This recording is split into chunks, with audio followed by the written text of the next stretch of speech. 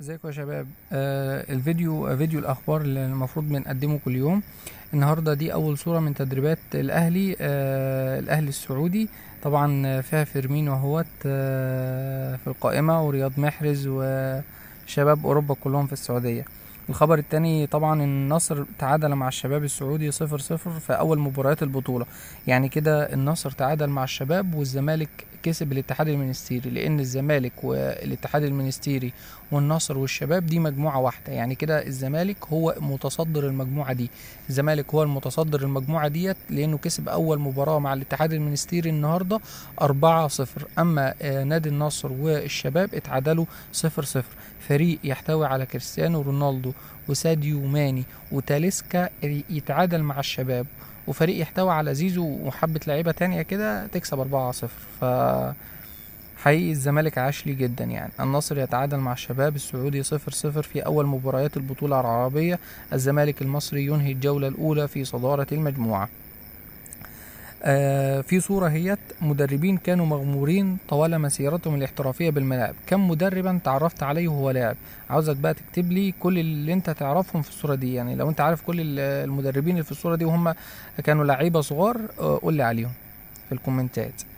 طبعا رياض محرز لعبت للسيتي من أجل الفوز بالبطولات والاستمتاع بكرة القدم، وقد حققت كل ذلك وأكثر بكثير. حان الآن وقت تجربة جديدة بالسعودية. يعني حان الآن وقت الفلوس. يعني كله طبعا جاي السعودية عشان الفلوس. هو خلاص مثلا واحد زي رياض محرز يعني أحرز بطولات كتيرة، أحرز كذا مرة الدوري الإنجليزي طبعا، وخد دوري أبطال أوروبا السنة اللي فاتت، فخلاص يعني هيجي السعودية عشان الفلوس أكيد، يعني مش محتاج. بيان رسمي استبعاد يوفنتوس من بطولات أوروبا في الموسم الجديد. طب ليه بيستبعدوا يوفنتوس وتغريمه 20 مليون يورو بسبب انتهاك الإطار التنظيمي لليوفا؟ خد الشعار بتاع اليوفا. قلنا الزمالك خلاص انتصر برباعية نظيفة على الاتحاد المنستيري. أغلى اللاعبين الأفارقة في العالم من حيث القيمة السوقية. أول حاجة محمد صلاح وأشرف حكيمي، هما الاثنين دول أغلى اللاعبين الأفارقة في العالم من حيث القيمة السوقية الحالية ب65 مليون يورو. تاني حاجة ابن ناصر وكوادويس، واللاعب ده خد بقيمة سوقية 40 مليون يورو. أونانا وبارتي 35 مليون يورو. امرابط ولقمان 30 مليون يورو. مزاوي وأيوبي 28 مليون يورو. ساديو ماني وابن رحمة وكيسي 25 مليون يورو. محرز وبومبا وسار 20 مليون يورو. فيكتور إيسيمان 120 مليون يورو. فديت قائمة أغلى اللاعبين الأفارقة في العالم من حيث القيمة السوقية الحالية. عاجلا ساديو ماني ينضم للنصر السعودي. ما أنا قلت لك الخبر ده قبل كده، مش أول مرة أقوله لك.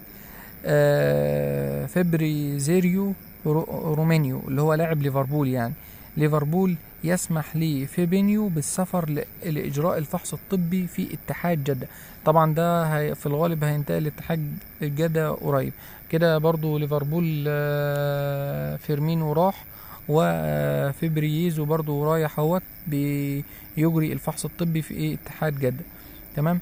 رونالدو خلال التحضيرات للموسم القادم مع النصر لعب 4 مباريات، سجل 0 وصنع 0. ايه رأيك في اداء الدون؟ انا عاوزك تقول لي رأيك في الكومنتات.